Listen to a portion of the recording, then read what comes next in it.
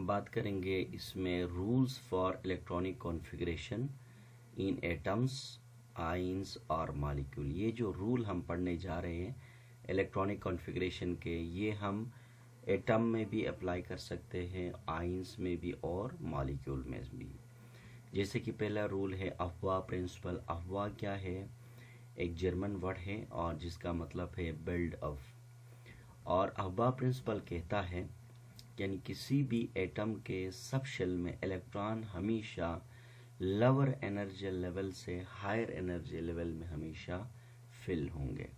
जैसे कि लिखा गया, electrons are filled in subshell by increasing order of their energy level यानी एनर्जी वैल्यूज। तो हमारे पास एक एग्जांपल है, सोडियम है, एटॉमिक नंबर है 11 है, 1s2। पहले इलेक्ट्रॉन 2 में फिल होंगे, इसके बाद 2s2 में जाएंगे, इसके बाद 2p6 में जाएंगे और p में 6 जाएंगे और फिर इसके बाद 3s में जाएंगे 1 इलेक्ट्रॉन। तो ये हुआ इलेक्ट्रॉन का लोअर एनर्जी लेवल से हायर एनर्जी लेवल में फिल्ड होना। ऐसा नहीं होगा कि इलेक्ट्रॉन 1s में नहीं जाएगा 2s में जाएगा, तो ये अनस्टेबिलिटी आ जाएगा। इसके बाद जो दूसरा रूल है वो है हमारे पास Pauli's exclusion principle. Pauli's exclusion principle कहता है यानी किसी भी सेम ऑर्बिट में या सेम शेल में हमेशा पेयर ऑफ इलेक्ट्रॉन, क्योंकि सेम शेल के अंदर पेयर ऑफ इलेक्ट्रॉन होते हैं, इनका 4 क्वांटम नंबर सारे के सारे एक जैसे नहीं होंगे।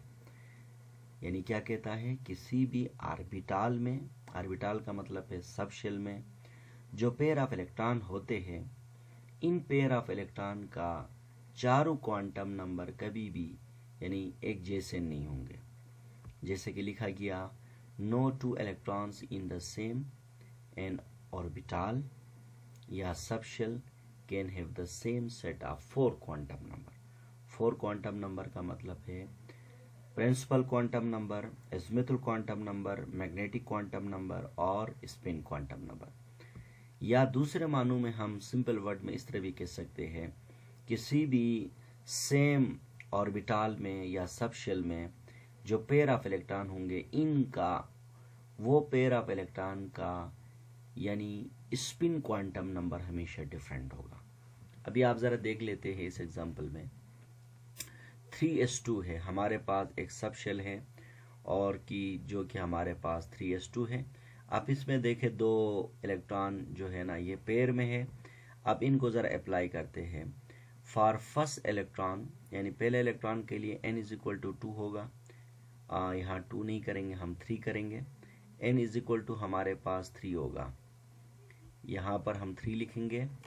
और जबकि l इज इक्वल टू 0 होगा, क्योंकि s के लिए l 0 होता है और m इज इक्वल टू भी 0 होगा, तो s हमारे पास क्या होगा, -½ होगा, यानी क्लॉकवाइज रोटेशन करेगा एक इलेक्ट्रॉन के लिए। जबकि सेकंड इलेक्ट्रॉन के लिए क्या होगा, n इज इक्वल टू हमारे पास 3 होगा और l is equal to 0, m is equal to 0। अब आप देखें s इज इक्वल टू +½ होगा। तो हमने देखा कि जो हमारे पास जो मैग्नेटिक क्वांटम नंबर है, ये एक इलेक्ट्रॉन के लिए -½ है और दूसरे इलेक्ट्रॉन के लिए +½ है, यानी एक क्लॉकवाइज में रोटेट कर रहा है और दूसरा एंटी क्लॉकवाइज में। यानी मैग्नेटिक क्वांटम नंबर का वैल्यू हमेशा पेयर ऑफ इलेक्ट्रॉन के लिए हमेशा डिफरेंट होगा एक ऑर्बिटल के अंदर।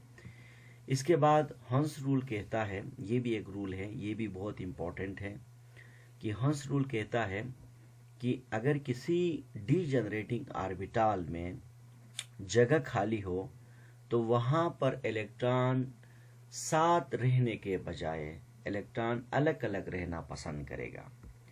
जैसे कि लिखा गया, if a degenerating orbitals are available for electrons then electron would like to live in separate orbital rather than parallel spin.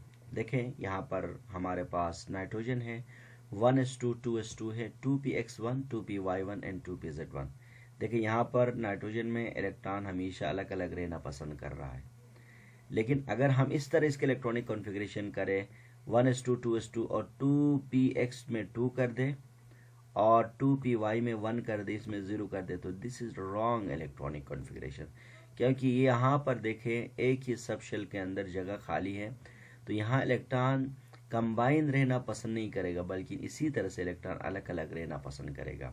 तो सेकंड नंबर का जो इलेक्ट्रॉनिक कॉन्फ़िगरेशन है ये गलत है, और ये फर्स्ट क्या है हमारे पास हुन्स रूल के मुताबिक है। इसके बाद यहाँ पर हम दूसरे मानों में ये भी कह सकते हैं कि अरेंजमेंट ऑफ, देखिए यहाँ पर इलेक्ट्रॉन है, 2 ऑर्बिटल है, तो यहाँ पर इलेक्ट्रॉन अलग अलग रह रहे हैं, और जबकि यहाँ पर इलेक्ट्रॉन देखें एक ही ऑर्बिटल खाली है और ये दोनों पेयर में है, तो दिस इज यहाँ सेम ऑर्बिटल है। इसका मतलब ये इलेक्ट्रॉनिक कॉन्फ़िगरेशन गलत है, इसमें स्टेबिलिटी नहीं है। इसके बाद जो हंस रूल है ये बेसिकली इससे हम किसी भी एटम के वैलेंसी को भी हम आसानी से फाइंड आउट कर सकते हैं।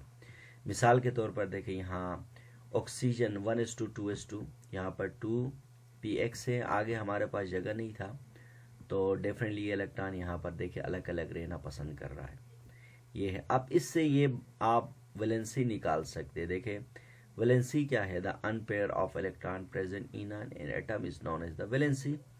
तो इसी तरह से देखें यहाँ पर हमने इलेक्ट्रॉन को पेयर अप कर दिया, तो this is wrong electronic configuration, इससे वैलेंसी का पता नहीं चलता है। जबकि इसके ज़रिए से आप देखिए यहाँ एक इलेक्ट्रॉन है, यहाँ एक अनपेयर है, और यहाँ पर इलेक्ट्रॉन के लिए जगह था तो अलग अलग इलेक्ट्रॉन रह रहा है, जबकि यहाँ पर देखिए इलेक्ट्रॉन इधर से पेयर हो गया है। तो यानी हुन्स रूल के मुताबिक हम किसी भी एटम के वैलेंसी को भी हम मालूम कर सकते हैं।